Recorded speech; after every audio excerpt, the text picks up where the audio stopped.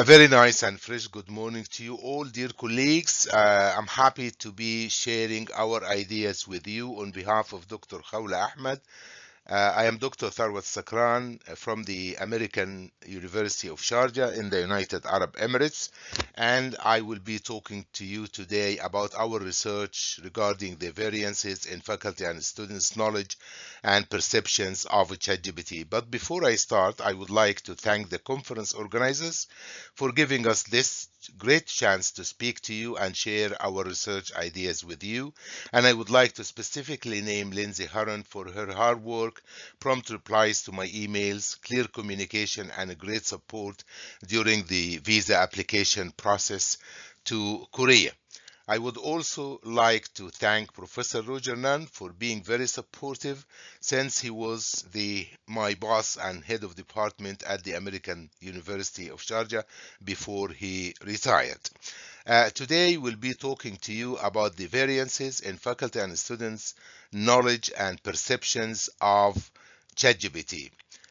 The reason for this topic is that the introduction of ChatGPT and the knowledge about it has sparked actually lots of interest and concerns globally in all universities about the misuse of ChatGPT, that in other words that students may misuse it to do research. And as you all know that ChatGPT can write research in no time.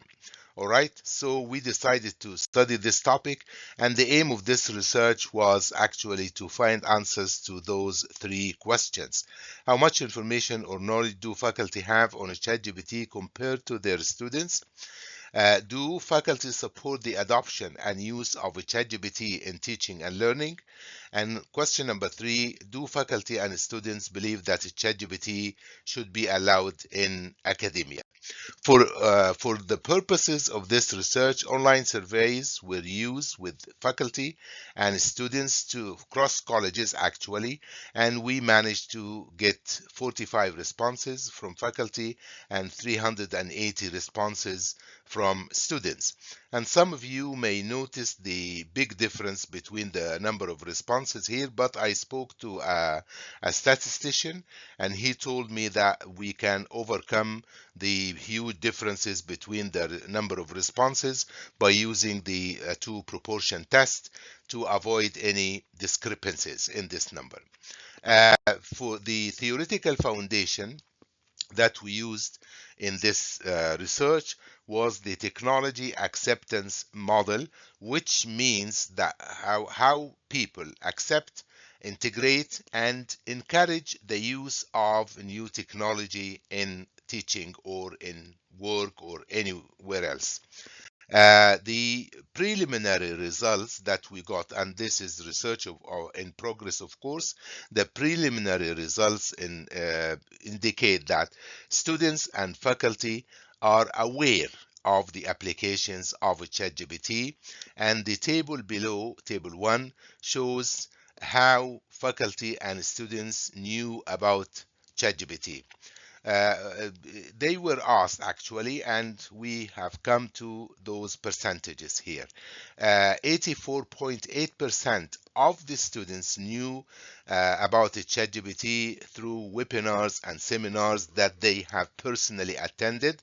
They were not encouraged or they were not recommended by the university, and faculty did the same, 45%, compared to roughly half the percentage of students. And it shows that some people have learned about the applications of ChatGPT by chance, and it shows that 36.5% of the students knew about the ChatGPT by chance compared to 35% of the faculty. Again, 56.1% of the students knew about this application through friends compared to 15% of faculty. All right. And we noticed that only 21% of the students knew about this application through their professors.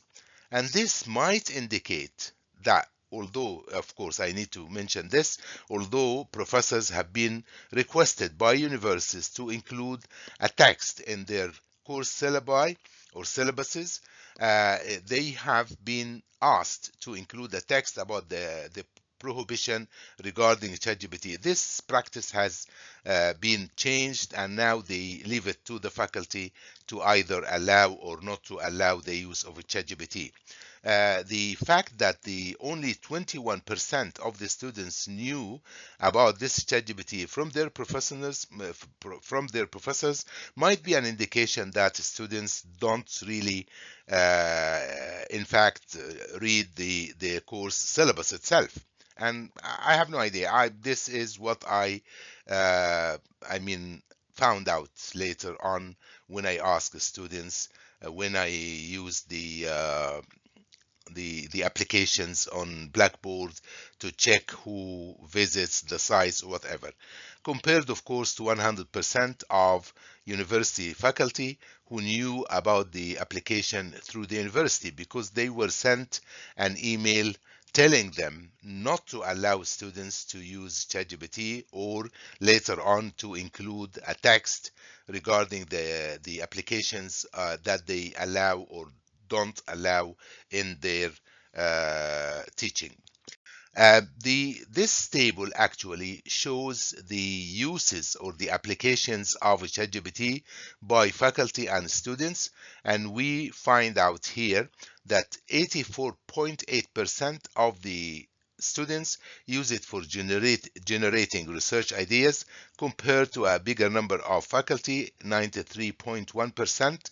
They use it for generating ideas for research papers, and compared, of course, to 21.4% of students who use it for writing messages, and faculty 60.2% of faculty use it for writing messages.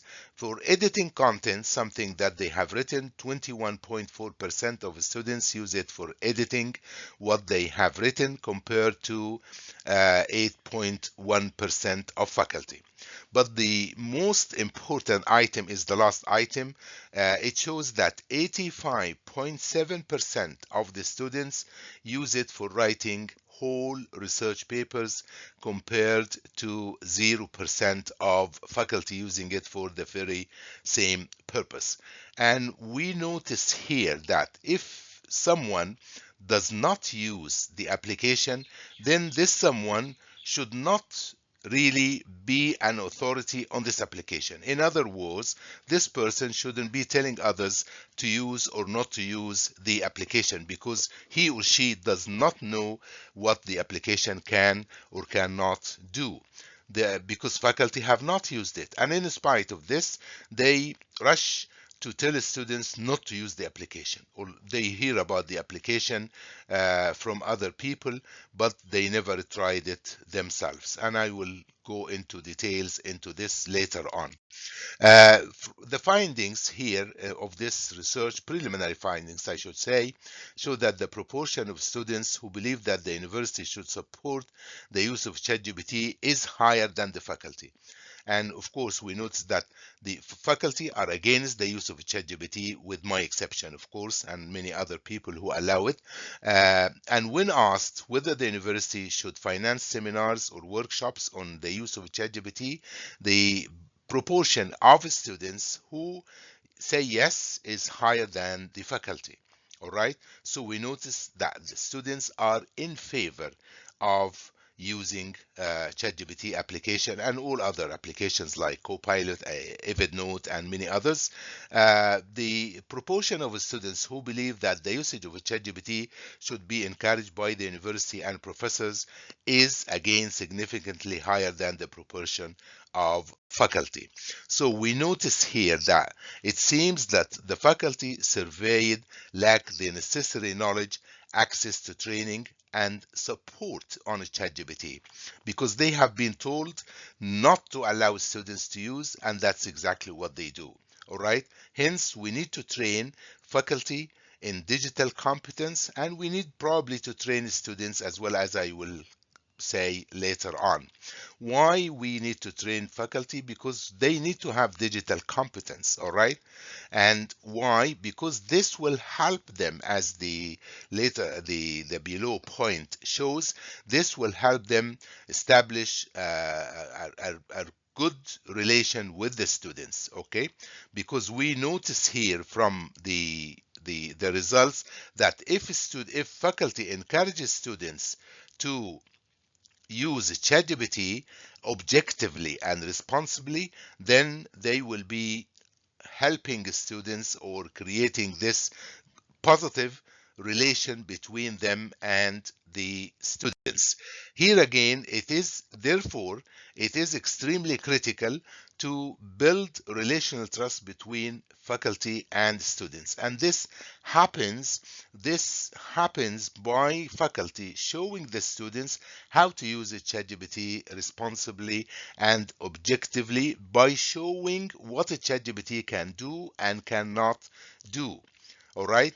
And doing this, actually, students will like the faculty. They will be better achievers because they have learned how to use the ChatGPT. And from my own personal knowledge, this will help again increase the students' well-being or psychological well-being, because they will be supported by faculty. They will be shown the disadvantages and advantages of using ChatGPT, and this will take us to a very important point, that faculty need to explain to students how ChatGPT fails us sometimes by writing very flowery language at the very surface. It looks good, but it does not go deep into the analysis that we want to do in research. I have used ChatGPT myself and I know what it can do. It writes very good language, flowery kind of language at the surface, but when you really go deep into the writing, it's very kind of empty. All right.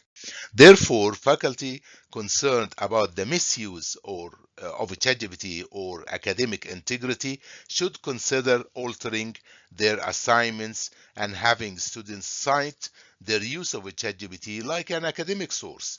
And this actually reminds me of what happened when calculators were first introduced. Everyone was worried about the use of calculators in class, but later on they have become part of the classroom. All right, and we notice many students using them.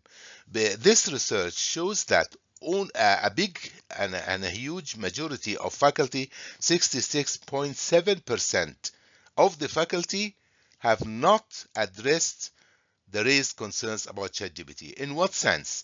They have not changed their assignments. They should really consider seriously altering the way they assess students if they have concerns about using ChatGPT for cheating. Then they should have. But the percentages show the opposite, that they have done nothing. They only complain and do nothing. All right? So, in conclusion, this research shows that students are interested in learning more about how to use this application successfully and responsibly, and this is our duty and responsibility as faculty. Hence, it's time that faculty and students' competence or competency with the ChatGPT be augmented, since faculty have to incorporate ChatGPT in their teaching. It's very important that we train students in those technological changes. Why? Because once they graduate, they will join the society, they will join companies, and they need to be up to date with all technological inventions.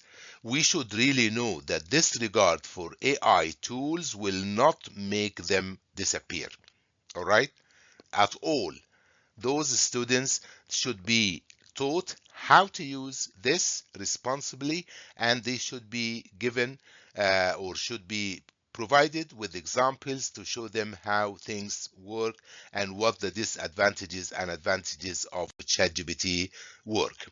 Although this research exhibits some important differences between faculty and students' knowledge and perceptions and uses of ChatGPT, the results are based on the participants' responses.